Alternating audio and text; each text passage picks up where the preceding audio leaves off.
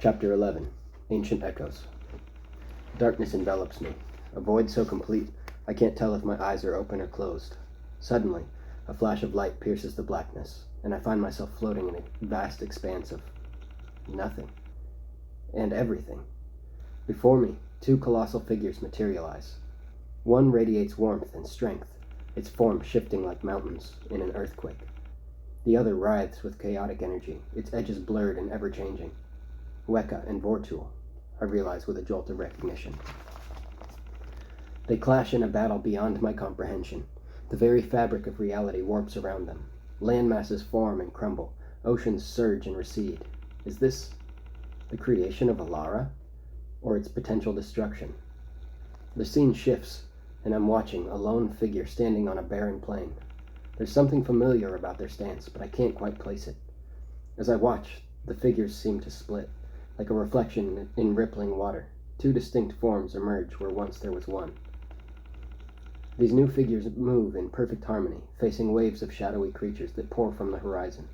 They fight back to back, their movements fluid and coordinated. It's beautiful and terrifying all at once. Another shift, and I see Weka again. He reaches out to one of the figures, bestowing something. A gift? A burden? The figure glows with newfound power. Not to be outdone, Vortul appears, extending his own twisted version of the gift to the other figure. Darkness swirls around them, seeping into their very being. The two figures part ways, each embarking on a journey I can only glimpse in fragments. Mountains conquered, beasts subdued, knowledge gained. With each trial, their power grows, but so does the distance between them. Time seems to blur, and suddenly they stand face to face again. But something's wrong.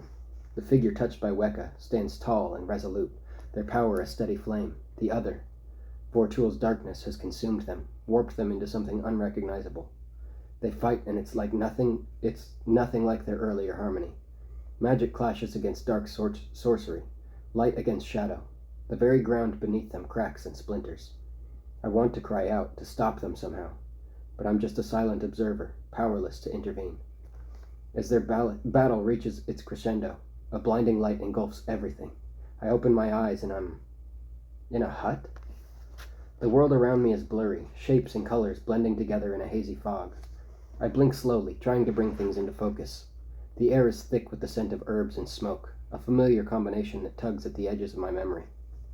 As my vision clears, details start to emerge. Bundles of dried plants hang from the ceiling, swaying gently in a breeze I can't feel. Shelves line the walls, filled with clay pots and woven baskets.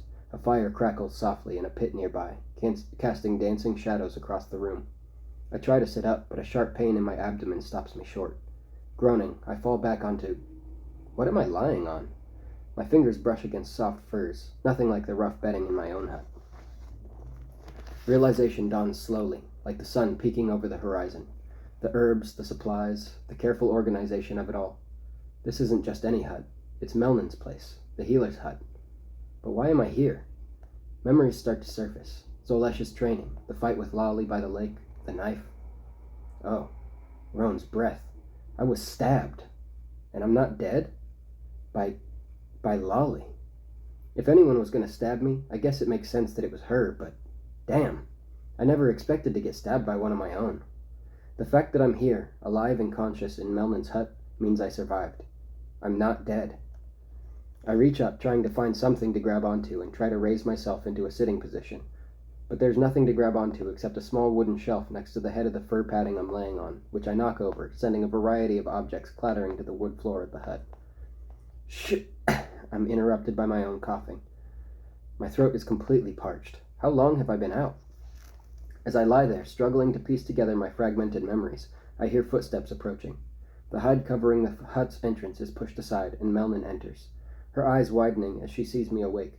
Behind her, I spot Holt, her apprentice. His young face, a mix of curiosity and concern. The tools and decorations I sent sprawling must have gotten their attention. "Yorin!" tucks Mercy. "You're finally conscious," Melnin exclaims, rushing to my side. Her weathered hands, gentle despite their strength, check my forehead for fever. How long?" I manage to croak out, my throat dry and scratchy. Melnin's face grows serious. 5 days, Yorin. We weren't sure you'd pull through."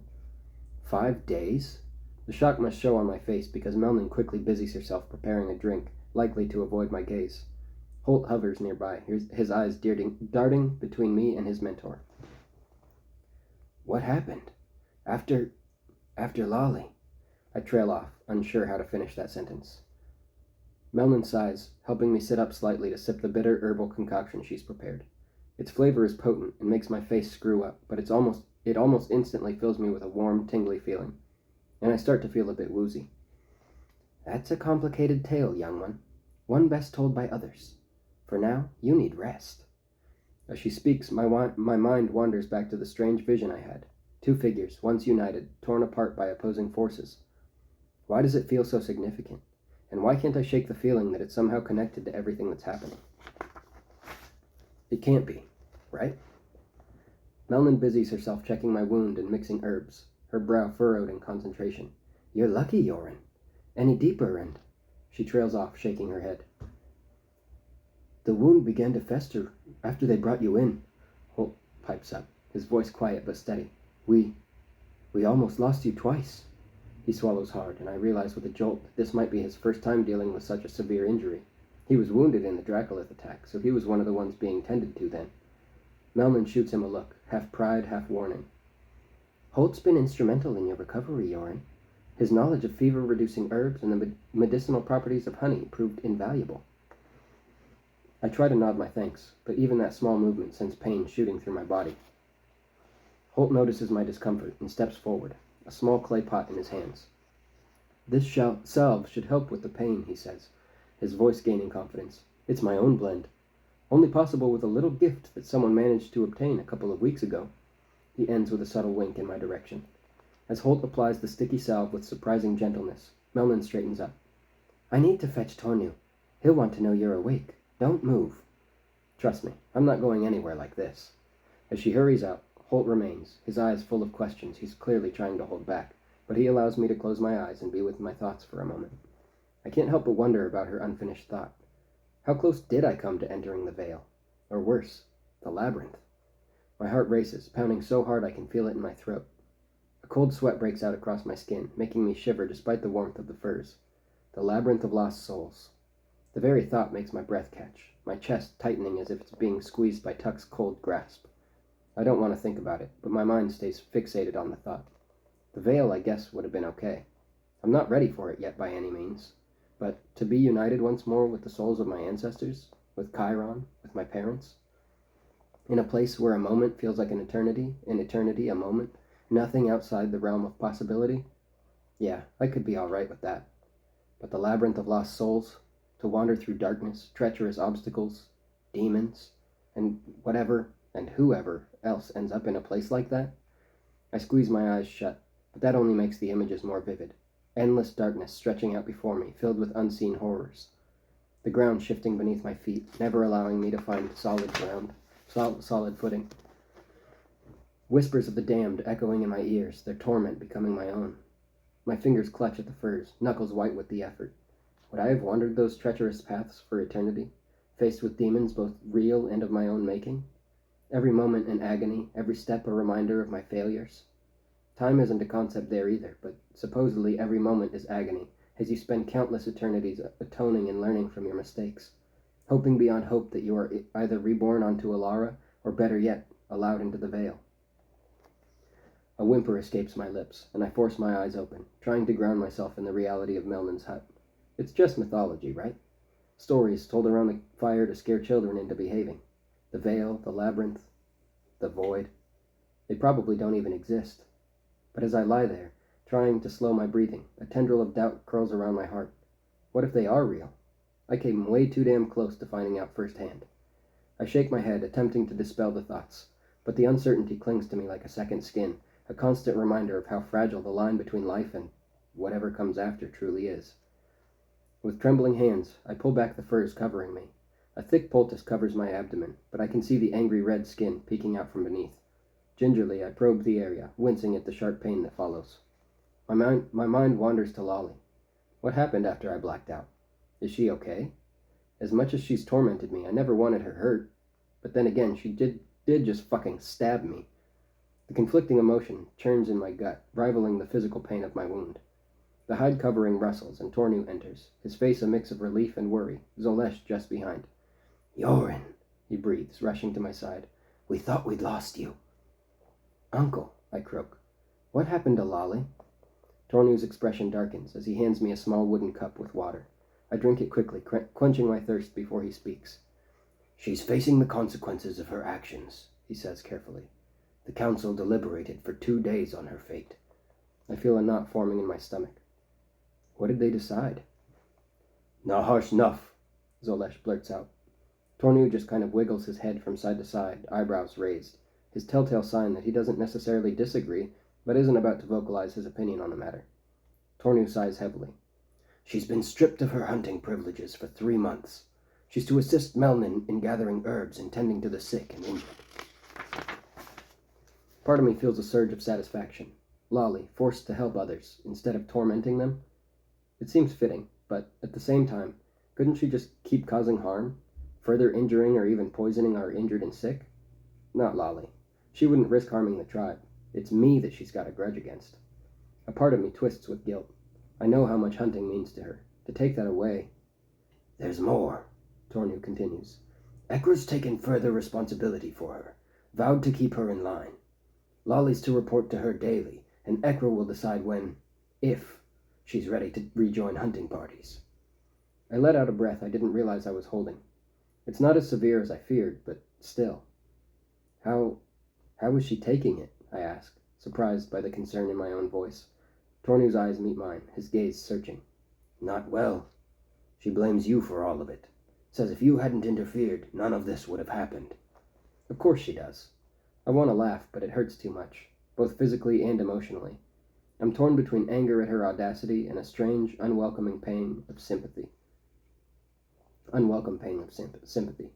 She tried to kill me, Uncle, I say, my voice barely above a whisper. She deserves punishment. Yes, she does, Tornu agrees. But remember, Yorin, justice isn't about revenge. It's about restoring balance. I nod, but I'm not sure I fully agree. The memory of Lolly's knife plunging into me is still too fresh, too raw. Yet, I can't help but wonder, if our positions were reversed, would I be okay with a harsher punishment? What about the others? I ask, trying to sort through my conflicting emotions. Her plan to hunt Dracoliths? Abandoned for now. But tensions in the tribe are high. Your incident has brought a lot of issues to the surface. I close my eyes, feeling the weight of it all. Lolly's actions, my almost dying, the tribe's unrest. It's all connected, all part of something bigger than our personal squabbles. When I open my eyes again, I see Tornu watching me, concern etched on his face. Uncle, I say slowly, I know Lolly needs to face consequences, but is there anything I can do? To help her, I mean. Tornu's eyebrows raise in surprise. You want to help her? After everything? And here I thought you were hinting at wishing her punishment was more severe. I shrug, wincing at the pain the movement causes. I don't know, maybe it's just... We've known each other our whole lives. And if what Zolesh says about the world beyond our borders is true, we need everyone working together, not torn apart. A small smile plays at the corners of Tornu's mouth. You're starting to sound... What is that? Mature? You? Couldn't be. He smirks playfully. But it's not about forgetting or excusing what she did. It's about finding a way forward for the good of the tribe. I nod, feeling a mix of pride and uncertainty. Can I really put aside my anger, my fear, to help someone who tried to kill me? I'm not sure, but maybe trying is the first step. For now, focus on healing, Tornu says, patting my shoulder gently. There will be time to address these issues once you're back on your feet. Before I can respond, Zolesh pipes up, looking uncharacteristically subdued. Yorin, he says softly, my owe you apology. I blink in surprise. This isn't the brash, confident Zolesh I know. If you no want to train with my no more, my understand, he continues. This be how we train our young. The world out there, it not just be Dracoliths. There be Elrins that call lightning from the sky, dragons that mess with your head for they eat you, and worse.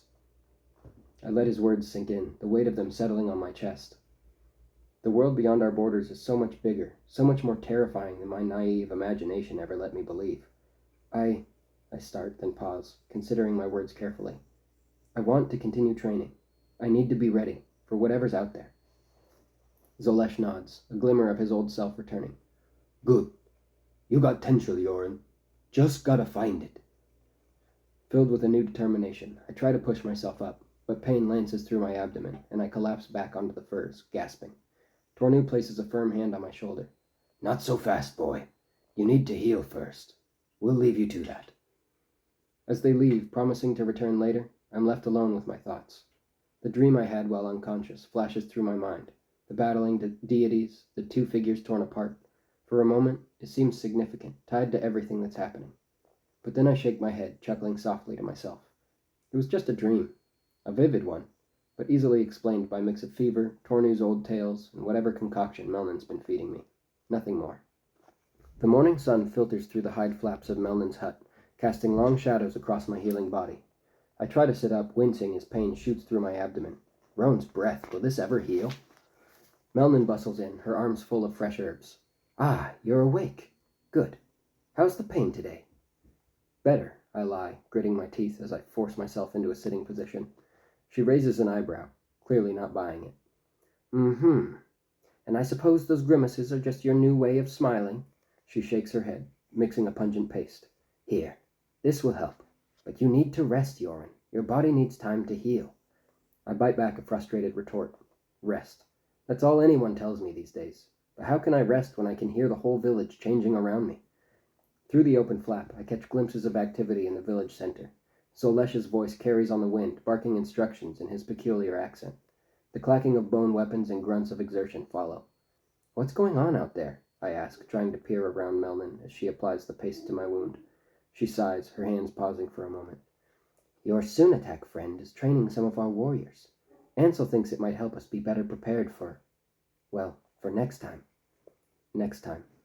The words send a chill down my spine. I think of the Dracolith attack, of the lives lost. Next time? So Ansel thinks there's going to be a next time now, too? Melnin's expression grows somber. It's complicated, Yoren. While you've been recovering, there's been a lot of discussion in the village. What kind of discussion? I press, wincing as she resumes applying the paste. She takes a deep breath. There have been more sightings of Dracoliths in the surrounding areas. Nothing close, mind you, but enough to make people nervous.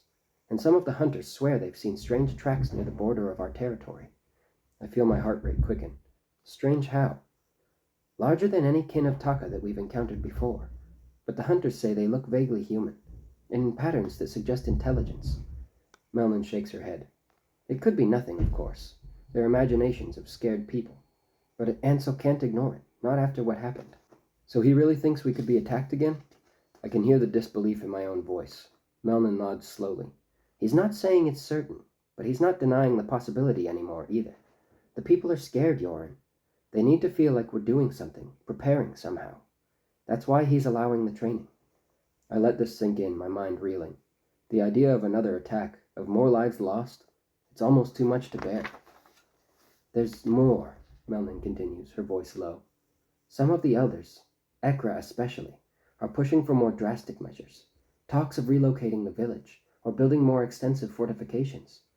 Relocate? I repeat, stunned. But this has been our home for generations. Melnin nods grimly, which is why Ansel is resisting. But the pressure is mounting. This training, it's a compromise. A way to show we're taking action without abandoning our home. I sit in silence for a moment, processing all of this. The world seems to have shifted further on its axis while I've been lying here, useless. I should be out there, I mutter, more to myself than to Melnin. But she hears me regardless. You should be healing, she counters firmly. You're no good to anyone if you reopen that wound. I know she's right, but the frustration bubbles up anyway. So what, I just lie here while everyone else gets stronger? While they learn to protect themselves and I just, stay useless? Melnin's eyes soften. Oh, Yoren, you're not useless. You're healing. There's a difference. But her words do little to soothe the restlessness in my soul. I can hear excited chatter outside, voices discussing new techniques, new ways of fighting, and here I am, stuck in this hut, unable to even stand without pain. Can I at least watch? I plead. I promise I won't try to join in. I need to see what's happening. Melnin hesitates, conflict clear on her face. Finally, she sighs. Fine. But you stay seated, understand? No sudden movements. With her help, I make my way outside, settling on a log at the edge of the training ground. The scene before me is like nothing I've ever seen in our village. Hunters, gatherers, fishers, all beginning to look more like warriors, who I've known my whole life, are moving in ways I've never seen, their bodies fluid and unpredictable. Zolesh weaves between them, adjusting a stance here, demonstrating a move there. There's an energy in the air, a sense of purpose and determination. My eyes are drawn to Zivo and Caldo, locked in a sparring match that looks nothing like our traditional Takakin style. Their movements are aggressive, almost primal. Caldo, usually so calm on his fishing boat, now lunges with the ferocity of a cornered animal. Zivo, quiet Zivo, blocks and counters with an intensity I've never seen in him before. They're both clearly struggling with the new techniques, but there's a determination in their eyes that speaks volumes. Nearby, Raimund and Kvovak grapple, their usual woodworking and hunting motions transformed into something more lethal. Raimund seems to be having a harder time, his movements still too rigid, too planned. But Kvovak, Roan's breath, Kvovak is taking to this like a fish to water. His attacks flow seamlessly, each movement leading naturally into the next. It's both beautiful and terrifying to watch. Then I see her, Kyra, locking in combat with Zolesh himself. My breath catches in my throat. She moves with a grace I've never noticed before, her small frame darting in and out of Zolesh's reach. She's not winning, not by a long shot, but she's holding her own far better than I ever did. A few of her counters even seem to catch Zolesh by surprise. Something twists in my gut as I watch them, the way Zolesh's hands guide Kyra's arms into the proper positions, the closeness of their bodies as they demonstrate a grappling technique. I feel a hot flush of, jealousy? Shame? I try to shake it off, to focus on the techniques, but the feeling lingers. Impressive, isn't it? Ansel's voice startles me out of my thoughts. I didn't even notice him approach. I nod, not trusting my voice. Ansel settles beside me on the log, his eyes surveying the training ground. It's not easy, he says, his voice low. Changing generations of tradition. Some think we're betraying our ancestors by adopting these new ways. I think of Ekra, of her fierce devotion to the old ways. And what do you think? I ask. Ansel is quiet for a moment. I think survival sometimes requires adaptation, but I worry. At what cost? What parts of ourselves do we lose in the process? His words strike a chord. I think of my own struggles, my desire to be stronger, conflicting with my fear of losing who I am. Maybe, I say slowly, it's not about losing ourselves. Maybe it's about expanding who we are, adding to our strengths, not replacing them. Ansel looks at me, surprise and something like pride in his eyes. Wise words, Yoren. Perhaps you've learned more from watching than some have from doing. As Ansel moves away to speak with some of the other warriors, I turn my attention back to the training. I watch Kyra execute a perfect throw, sending one of the other trainees tumbling to the ground after Zolesh finishes instructing her. Zolesh's approving nod sends another pang through me, but this time I use it. I channel that feeling into determination, into a burning desire to be out there, to be part of this transformation. I may be stuck on this log for now, but my mind is already out there, learning, growing. And when I'm healed, when I can join them again, I'll be ready for whatever comes next. The afternoon sun beats down as I hobble towards the edge of the village, where our medicinal herbs grow. My wound throbs with each step, a constant reminder of why I'm out here instead of training. But Melnin insisted I get some more fresh air, and honestly, I'm grateful for the change of scenery. As I round a bend in the path, I freeze. There, kneeling among the plants, is Lolly. Her hands move methodically, plucking leaves and placing them in a woven basket. It's strange seeing her like this, so subdued. For a moment, I consider turning back, but something keeps me rooted to the spot. Maybe it's curiosity, or maybe it's the need to face this, to face her. Lolly must sense my presence because she stiffens, then slowly turns to face me. Her eyes narrow as they meet mine, a storm of emotions flickering across her face. "Come to gloat, twig?"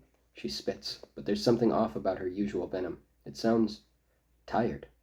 I shake my head, taking a tentative step closer. "No, I just needed some air." She scoffs, turning back to her work. "Well, don't let me stop you.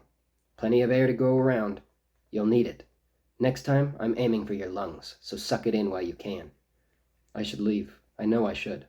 But instead, I find myself moving closer, settling awkwardly onto a nearby rock. "So, herb gathering. How's that going?" Lolly's hands pause for a moment.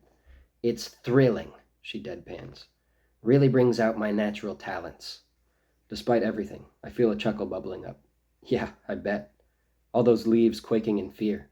She shoots me a glare, but for a split second, I swear I see the ghost of a smile. It's gone in an instant, replaced by her usual scowl. What do you want, Yoren? Come to rub it in? See the bitch who stabbed you put on a leash? Her words sting, but not in the way I expected. There's pain there, raw and unguarded. No, I say softly. I wanted to understand. Lolly's hands still. The void is there to understand. I stabbed you. Why you did it? Why you hate me so much? She's quiet for a long moment, and I wonder if I've gone too far. But then she speaks, her voice soft and quiet, almost sweet. You really don't know, do you? No, gross. I can't believe I thought that anything about her was sweet, even for a second. But the emotion in her voice. She's either a damn good actress, or we're about to have a moment. I shake my head and she sighs, her shoulders slumping. It's not just about you, Yoren. It's about everything. The village, the traditions, the way things are changing. You're the face of it all.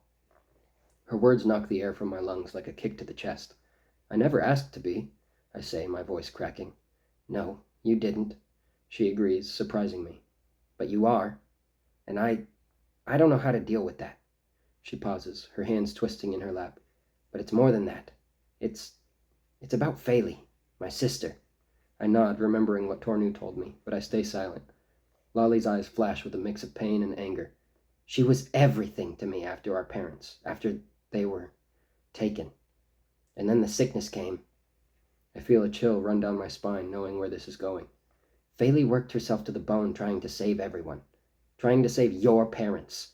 Lolly's voice is bitter now. She spent days with them, trying every remedy she knew, and in the end, she got sick too. Tornu told me, I finish softly. Lolly nods, her eyes glistening with unshed tears. It takes her a long moment to finally speak again. I don't know if it was your parents who infected her. Maybe it wasn't, but I can't help but blame them. And since they're not here, she looks at me, her gaze a mixture of anger and something that looks almost like regret. As much as I don't know, sometimes I think I want to, but I don't think deep down that I really want to. I can't help but hate you for it all. You're here, and they're not, and Faylie's not, and it's easier to hate you than face the emptiness. Her honesty leaves me reeling. I want to defend myself, to argue that it's not fair, but I can see the pain etched in every line of her face, and I realize, of course it's not fair. None of it's fair, to me or to her. But it's not even about fair.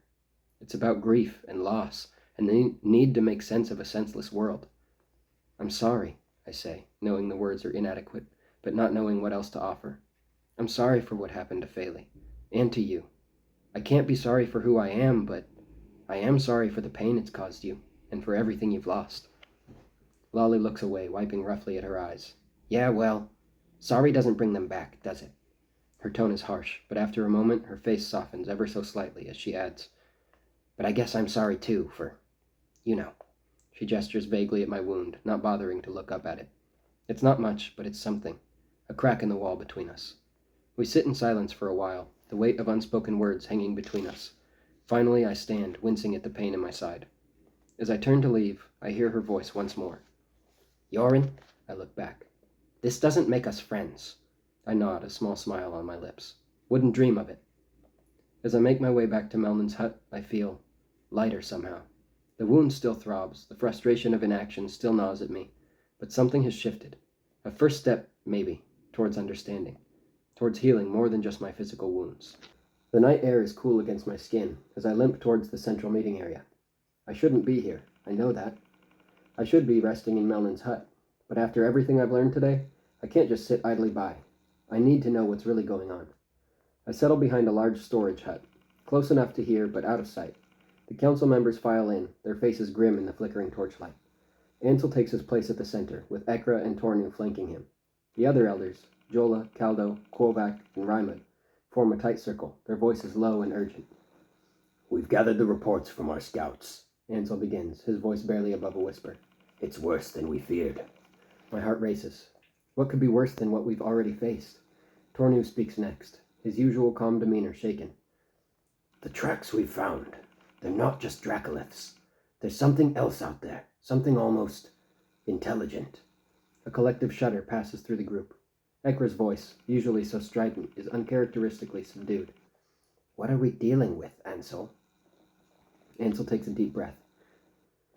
We're not sure, but based on the patterns of movement, the strategic placement of their campsites, we think we might be dealing with an organized group.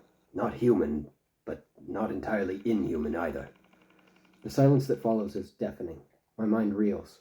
Organized human-like creatures? Out in the wilds? Jola's weathered voice breaks the silence. This is unprecedented. In all our history, dangerous creatures have never crossed into Takakan lands like this. The Ancient One's protection. Enough about protection that clearly isn't working, Ekra snaps. We need to focus on the threat at hand. Caldo leans forward, his brow furrowed.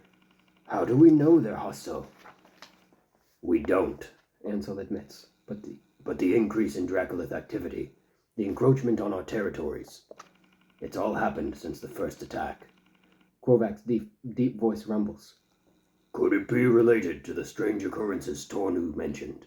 The incidents with Yoren? My breath catches in my throat. They know about that?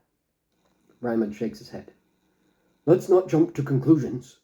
We need more information before we start connecting unrelated events. So what do we do? Tornu asks, voicing the question on everyone's minds. Ansel's next words send a chill down my spine. We need to send a team out to our borders. Not just scouts, but a group capable of making contact if necessary. Or defending themselves if it comes to that. The council erupts into hushed but heated debate. I strain to catch every word, my heart pounding so loud I'm afraid they'll hear it. It's too dangerous, Ekra hisses. We have no choice, Caldo counters. We need to know what we're dealing with. Who would we even send? Tornu asks. This isn't a task for just anyone. Ansel's voice cuts through the chatter. I have some ideas, but we need to keep this quiet. If word gets out, it could cause panic. For now, we continue as we have been, training, fortifying, but we prepare for this mission in secret. As the meeting wraps up, my mind is whirling. A secret mission beyond our borders? It's everything I've ever dreamed of and everything I've feared, and they're planning it without me. I make my way back to Melnin's hut, my thoughts racing faster than my limping feet can carry me. I need to talk to Zolash, hear his thoughts on what might be causing this. But I'm not ready yet. I still don't know what to think myself. And Kyra. I need to talk to her too. She always helps me make sense of things.